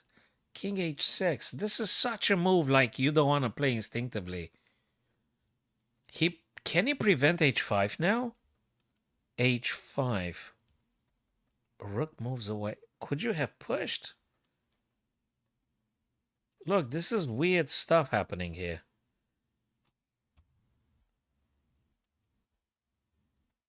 Can't you just push this back? Okay, why not pushing the pawn now? Obviously, black's not going to take. And if you capture, they take with the king. Look, this is weird as hell. Why not pushing h5 now? Okay, let's find out. Oh, again? Ah! Yes, drunk chess, yes. There is no happening here. Yes, you're right, again. You really the visionary, yes. h5 and then shutting off. Shutting off with g5, indeed. Yes. Yeah, I checked with the engine, yeah. That is indeed the case. If h5, g5, then shut off the whole thing. Nothing's gonna happen. Can you believe that Vaishali didn't move? So she didn't play nothing following g3. So g3 and she didn't move nothing. I guess she is actually debating with herself now if she's to do king f1 or b6. I think she just looks at these two ideas. Should I go king f1 or should I go b6 straight away? I would push b6. I would just play b6. It's okay, Serafina. You're gonna. That's awesome. Just keep studying, keep watching these guys playing their games, and then try to anticipate the candidate moves. Just try to think for white on black without the software, and you're gonna just make your own progress.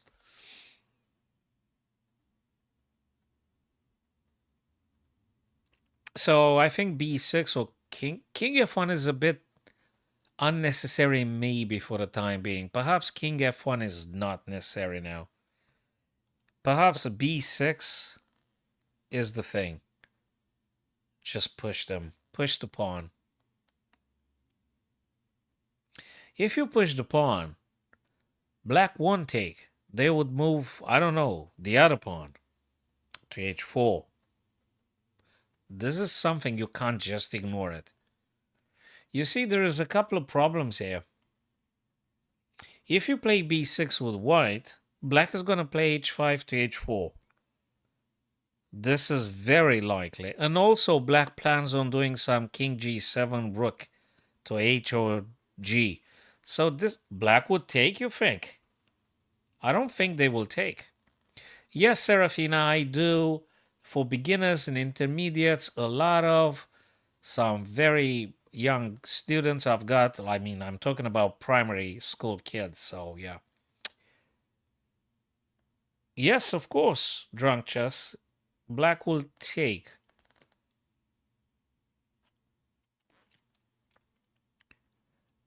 b6. If black takes, I'm going to take with the rook. And if rook a8, I'm going to push a6. So I think that's how I'm going to play. I think. I think that's how I'm going to do this, I guess. Thank you very much for following Mo on TikTok. Yeah, that's what the engine says too. It says it's a draw, but me as a human, I think I would just try and play a little bit longer. Hello, Gabriel, via Facebook. Thank you for stopping by, my friend. Appreciate, guys. And thank you for following, whether Facebook or TikTok or YouTube. Thank you for this, guys. I'm doing both, Serafina. I'm doing live chess. Like I'm enjoying watching these guys together with the a handful of my virtual friends here, and I also do YouTube videos for beginners, for intermediate. Sometimes they might be for the advanced students. So, Serafina, feel free to have a look at your convenience on my YouTube videos, and totally, they might be useful if you're a beginner or intermediate. Yeah, A6 is also a little bit funny. Probably B6. Hey, Gabriel, appreciate your nice thought, man. Cheers, John.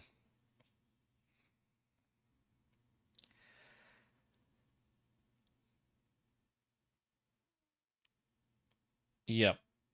So, yeah, probably B. Okay, this is a difficult one.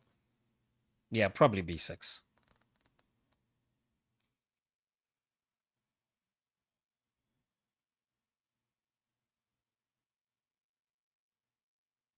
So, how do we address now this issue then?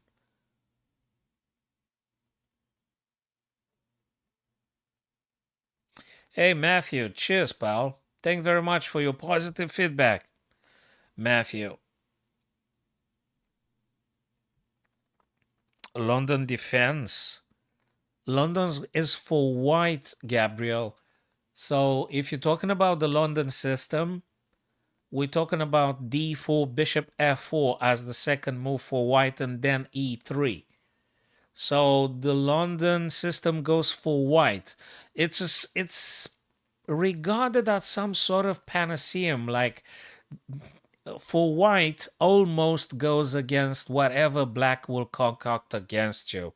So London system is something devised for white. If you don't want to memorize crazy Italian game, Re Lopez, and other craziness, just go with the London system. Play d4, bishop f4, and e3. So if you talking about this,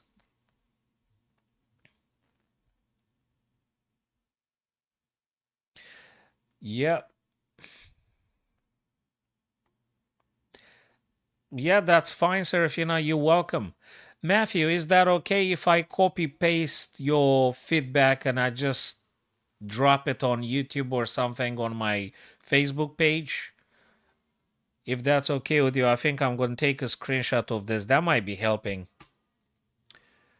I appreciate your feedback, dude. Cheers, Matthew. Actually, let me take a quick screenshot here. Yep.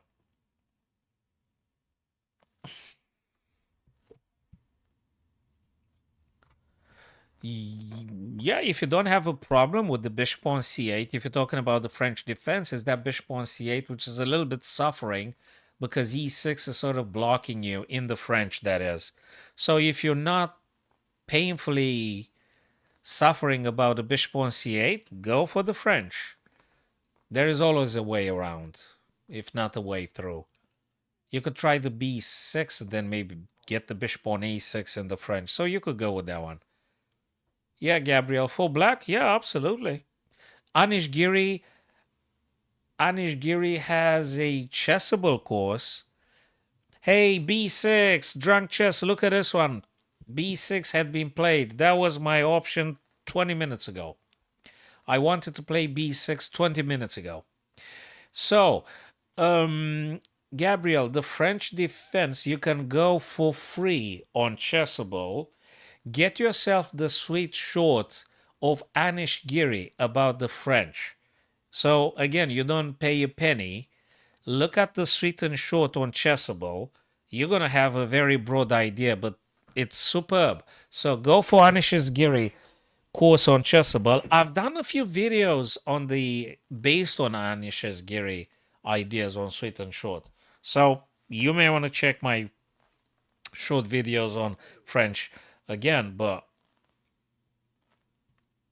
that's a very good, very great achievement, Serafina, indeed.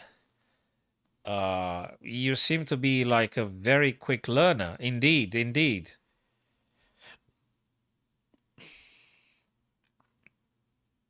It's fabulous. You did great improvement. So, We are to. Oh, you are right about this, Drunk Chess. You said black is gonna take. You are right again. You are right again. And now Vaishali took with the pawn, not with the rook. He put the rook behind the passed pawn, exactly that chess principle that we discussed a few times. Again, I think I've done a video about the rooks in the endgame, quite a few. Yes, Serafina, it's great. If you started in June and now you over 1,000, and if you started in June, it is indeed very good progress. Yeah, so Matthew's right about this. I think similarly.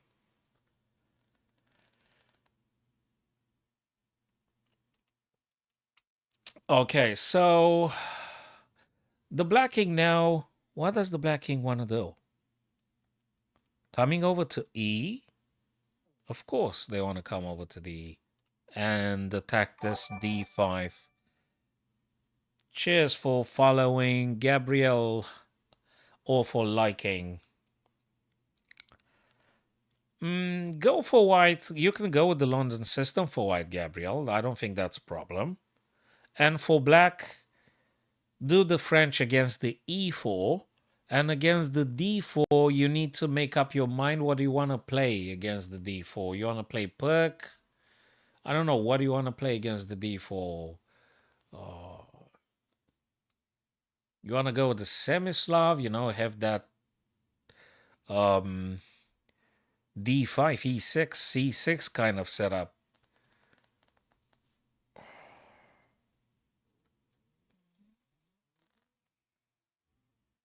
What do you normally play against the D4?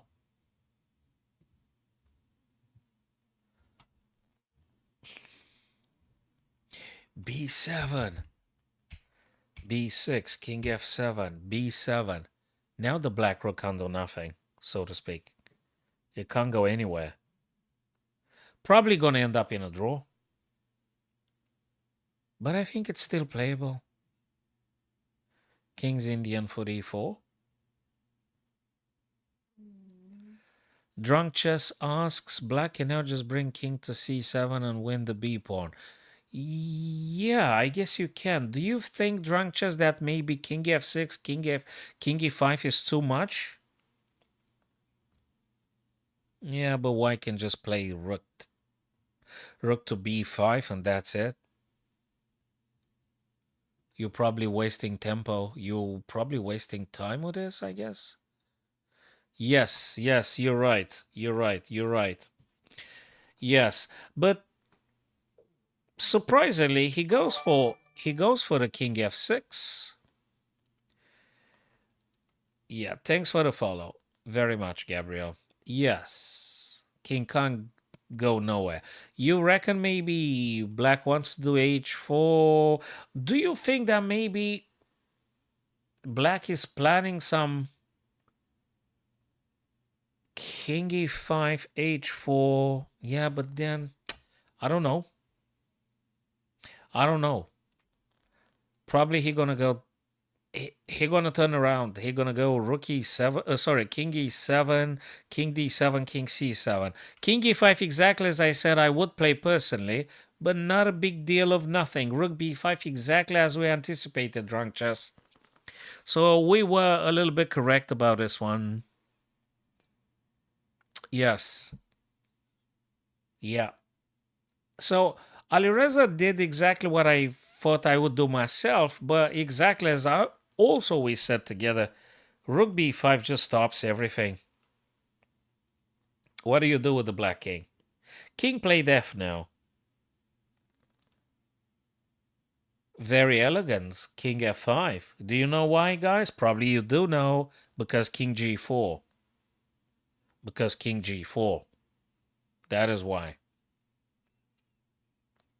King g4 and h3, that is the plan for black. I very much think so. That's the case. I very much think that is the case indeed. So yeah, thanks my TikToker friends. JJ, thank you very much. If you're talking about the chess.com or Lee Chess Elo, they are pretty much similar. Drunk Chess, you are the greatest visionary this evening. Yes. Apparently it's gonna be a repetition here. Residing in the UK, London, Serafima. Currently, for the time being.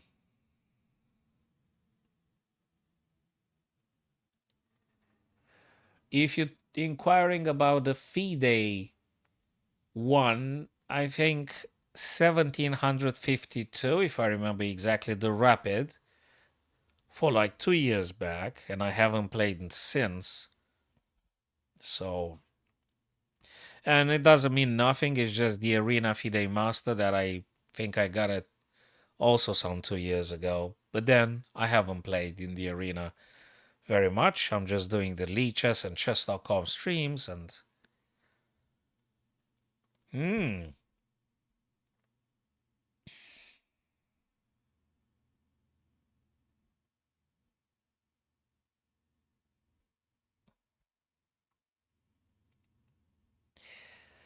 King E5. So that would be a repetition then.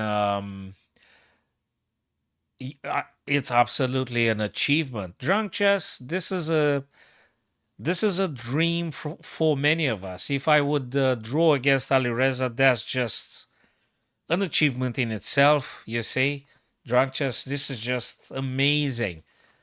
To manage to do a draw against Alireza Firouzja, it's absolutely huge. It's absolutely immense. So that speaks about how strong Vaishali actually is. She is amazing, and she is Praxista. I guess that explains a lot.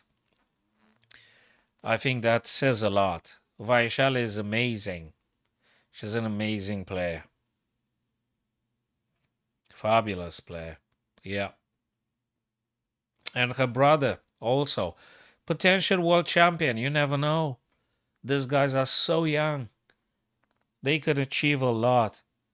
All right, what's left here, guys? We got Vidit, Vesel, and Topalov. What is going on here? Vidit White. Okay, you play Rook B4 automatically. Rook A4, Rook B4 just automatically. He definitely can. Vidit can do whatever he wants. Vidit himself, drunk chess, he's not very much of a super fast player, too. He's not a super fast player. We don't have Hikaru's, unfortunately, Matthew. We don't have Hikaru at the minute here. Unless I'm completely blind. So Rook B4, yeah, an automatic move. Now the question is, do you take B6 or do you capture this black pawn on E and then you're going to give the other guy and then you're going to go back? I don't know. I don't know how you're playing this. Uh, Thanks, Gabriel. Appreciate very much. This is very kind of you, John. Cool stuff. There's nothing. Look, I really wish Ding the best. I hope he recovers. I hope he gets back into the shape that he had when he played against Nepomniachtchi. And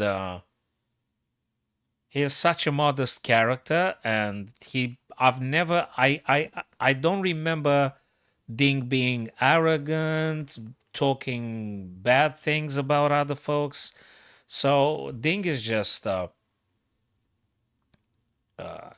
it's such a cool guy. I mean, really, he's just such a positive individual, and I really wish him the best.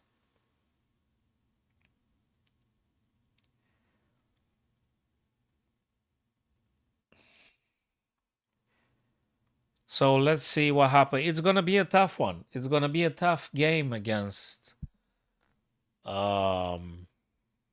Who's he playing? Not Wadajo. What's the other guy's name?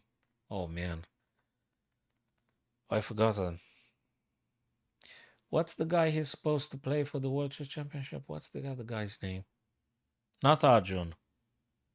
Not Erigaisi. Not Prague. Not Vidit. The other guy. What's his name? Oh man, I forgotten. What's the other guy's name?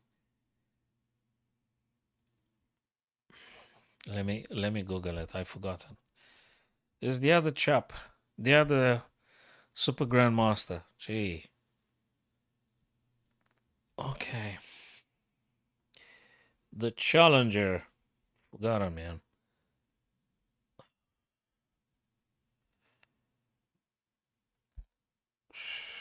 Not the unempomnishy.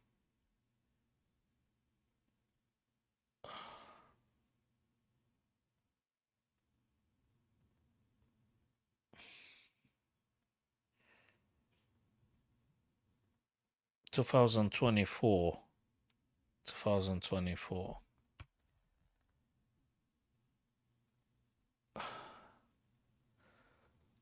Absolutely, yeah.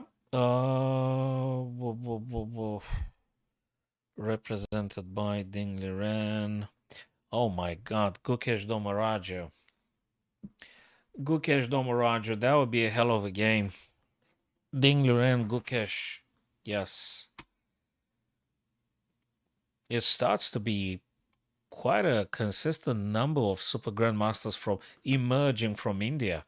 I started I started to forget their names, you know. There's just getting now quite a few guys, which is super cool for them and gonna be a challenge. Definitely for Ding. So what have we got here? That's a check. Rook checks the king. White play. Probably you're gonna go king f2, attack the rook. The rook has to go. Question is where? Probably a rook d, right? And then probably going to move the king again on e2, attacking the rook again. I mean, you don't attack the rook, but you don't allow them to check you on things. And probably you could dream about pushing those a and b pawn. Gukesh is absolutely determined to destroy Ding, absolutely. So to speak, chess-wise. So Gukesh is very determined. And I think he should be. And he has big chances to get the title this year, later on. When they gonna play? In November or something, right? So yeah, I'll do my best to cover that event as much as I'd be able to. Absolutely. Absolutely. Thanks, Mo. Thank you, Sharon. Thank you very much, JJ, on the TikTok. I think evenings after I normally return from the chess club at various schools, primary schools, mostly during weekdays. They're 6, 7 p.m. ish. Monday to Saturday, I guess. Saturday, probably I'll just take a day off, like so to speak. And yes, exactly as we said, guys, the A pawn. The A pawn. You can't even attack the A pawn with the rook because there is another pawn on B2 guarding A3. So A3 is unusable. How are you going to attack the A pawn? And if you move the rook backwards, it's very, very painful because the king's going to attack E anyway. And is Vidit actually winning this? Because it looks to me white is winning. Drunk chess, white's winning, right? I think you can even go for E3. Rook takes and you're going to take again. I think you can do that. And white is winning. Right? I'm going to say it's a +3. Whenever you got time, Serafina, wherever there is available time for you, of course. Okay, let's find out. I think it's a +2, +3 here. Yeah. Come on, what is it? No way, +7. Gee. +7, that's it. Yep. It's done. He doesn't need who said we had a friend drunk chess, was it? Yeah, he went for king e3 exactly as I said. He doesn't need drunk chess. Vidit doesn't need to flag him. He's just gonna beat him anyway on the position itself. He doesn't need to flag him. He doesn't even bother to take the black pawn on e4. He doesn't bother. He can take it later. You can't check the king, obviously, and if you check it via g3, we're gonna just take, and that's about it. Yeah, I think it's a lost cause now. That's Topalov just lost. It's unstoppable. The A pawn, the B, you can't do too much. You still have to play carefully, though, about S pawn. Let's see. Bang, how do you stop it? With this? And I'm going to take this. I don't think it even matters. If you move the black rook away from the G file over to A column, white's going to push it one more time, and that's about it. That's it. That's just it. Wow. And guys, can you imagine? And actually, there is going to be another round this evening, 10 p.m. GMT. Check your local times. A lot of chess events with these superstars. Keep playing, playing. They still in London. The whole lot here. They playing at a hotel. I didn't know about it until this evening. Crazy. I thought they're done with the chess events in London, but apparently they keep going. And there's going to be some London Chess Classic in December. All right, king takes e4. King takes e4. Two pass pawns, A and B, supported by the rook. And I guess the king will be attending to this guy. If the black pawn goes, we're going to go there. They're going to go here. They're going to go here. They're going to go here. They're going to go here. And when you do checks, I'm going to take your pawn. Well, yeah, he lost and he won very many games in the 90s and early 2000s, if I remember correctly. Yeah, he was very, very strong in the 90s and 2000s. Yeah. Beginning of 2000, that is. And he's still active now, but not as he was. Okay. All right. White's going to win. Very, very likely. So, my very dear chess friends, we're going to wrap it up now at my end. I'm not sure if I'll be able around 10 p.m. to do some broadcast. If I do it, it's going to be via the mobile screen. If I'm still awake and if I'm still around, I'm going to use the live stream on the mobile screen. I'm going to try and do something, or at least record a little bit.